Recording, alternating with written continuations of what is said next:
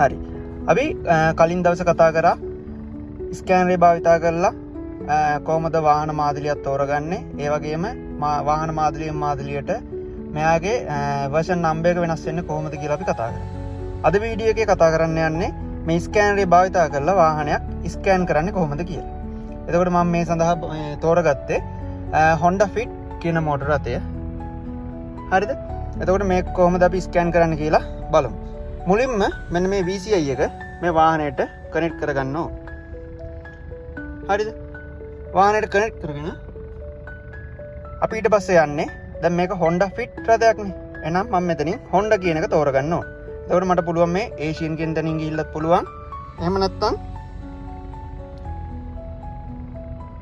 මේ all කියන තැනට ගිහිල්ලා මේ ලිස්ට් එකෙන් හොයන්නත් පුළුවන්.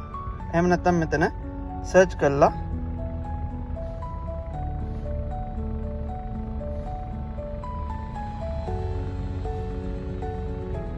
Honda කියලා සර්ච් කරලා මට ගන්න පුළුවන්.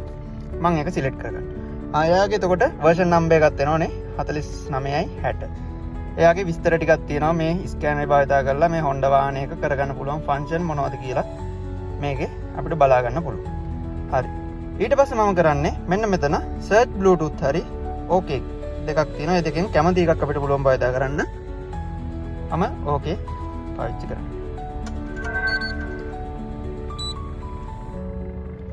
හරි. okay පාවිච්චි කරාට පස්සේ ඔන්න මට එනවා 16 pin DLC 3 pin DLC කියලා දෙක.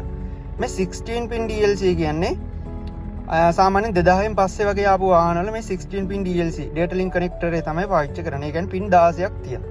ඊට කලින් 2000ට කලින් වගේ ආපු වාහනවල ගොඩක් වෙලාවට අපි කියනවා OBD1 කියන එක ආවේ. එතකොට OBD1 කියන එකේදී pin ගාන සමාන නැහැ. එක එක වාහනවල විවිධාකාරයේ pin සංඛ්‍යා ආවා. හැබැයි මේ වාහන මැනුෆැක්චර්ස්ලා එකතු වෙලා මේකට පොදු ක්‍රමයක් හඳුන්වලා දුන්නා. ඒක තමයි දැන් හැම වාහනයකටම පාවිච්චි වෙන්නේ. ඒක pin 16කින් යුක්තයි. ඒක 16 pin DLC. මම එනම් මේකෙත් තියෙන එක. ඒක නිසා 16 pin DLC කියන එක සිලෙක්ට් කරගන්න. හරි. මේ වාහනේ එතකොට ජපන් නේ. මම මෙතනින් එනම් තෝරගන්නේ මොකද්ද? ජපන් කියන එක.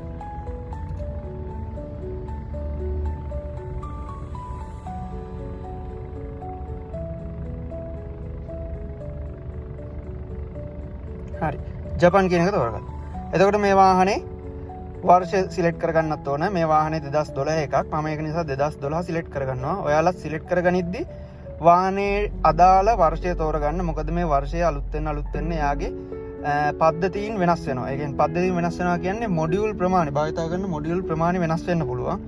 එතකොට ඒක අපිට කරදරයක්. ඇත්තටම එහෙම නැතුව කිසි ගැටලුවක් නැහැ. කැමති එකකින් යන්න පුළුවන් අපිට. මේ හර නිවැරදිම වර්ෂයෙන් යනවා නම් තමයි වඩාත්ම සුදුසු. මම ඒක නිසා 2012 සිලෙක්ට් කරගන්න. හරි. මේ තියෙන්නේ මේ වාහනේ තියෙන මොඩියුල් ටික. හරි. මේ සිස්ටම් ටොපොලොජි කියලා එකක් තියෙනවා. ඒ කියන්නේ අලුත් ස්කෑනර්ස් වල මෙන්න මේ සිස්ටම් ටොපොලොජි, සිස්ටම් ලිස්ට් කියලා එනවා. පරණ ස්කෑනර්ස් වල සමහර ඒ වගේ සිස්ටම් ලිස්ට් කියන එක විතරයි තියෙන්නේ. හරිද?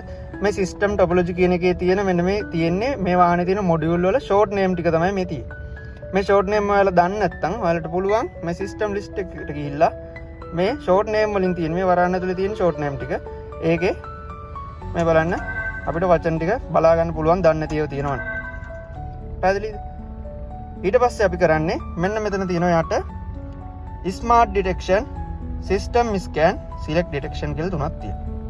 මේකෙන් මුලින්ම අපි ස්මාර්ට් ඩිටෙක්ෂන් එකක් දුන්නට පස්සේ වෙන්නේ මේ වාහනේ තියෙන පද්ධතිය ඔක්කොම ස්කෑන් වෙලා මෙයාගේ ෆෝල්ට් කෝඩ් තියෙනවද නැද්ද කියලා අපිට බලා ගන්න පුළුවන්. ඊට අමතරව සිස්ටම් ස්කෑන් එකක් දුන්නට පස්සේ මේ වාහනේ තියෙන පද්ධති ටික ස්කෑන් වෙනවා විතරයි. මෙයා ෆෝල්ට් කෝඩ් එකක් දෙන්නේ නැහැ. හරිද? මම මුලින්ම ස්මාර්ට් ඩිටෙක්ෂන් එකක් දෙන්නම්.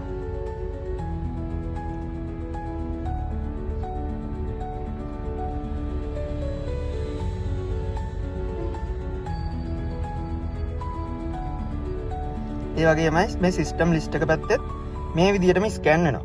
පේනවද? මේ වාහනේ ෆෝල්ට් කෝඩ් කීපයක් තියෙනවා. ෆෝල්ට් කෝඩ් කීපයක් කියන්නේ එක ෆෝල්ට් එකක් නිසා තමයි මේ තවත් පද්ධතියකට ෆෝල්ට් කෝඩ් එක බලපාලා තියෙන්නේ.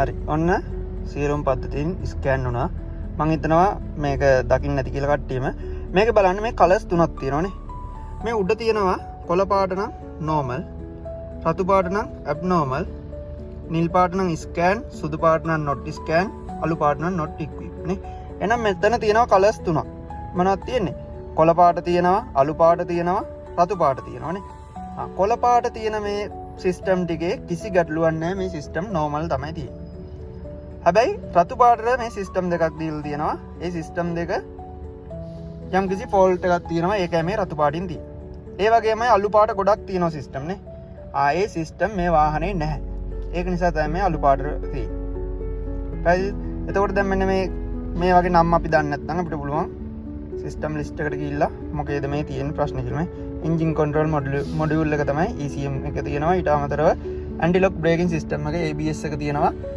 ඔන්න ඔය දෙකේ තමයි මේ ෆෝල්ට් එක තියෙන්නේ ඒකයි මේ රතු පාටින් තියෙන්නේ හරිද මං හිතනවා පැහැදිලි ඇති කියලා ඊට අමතරව අපිට පුළුවන් මේක ගිහිල්ලා මේ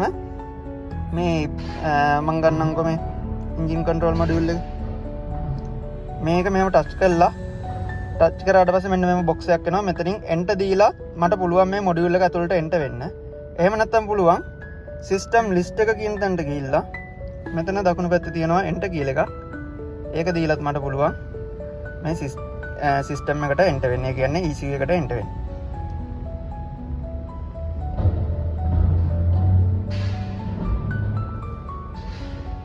හරිද?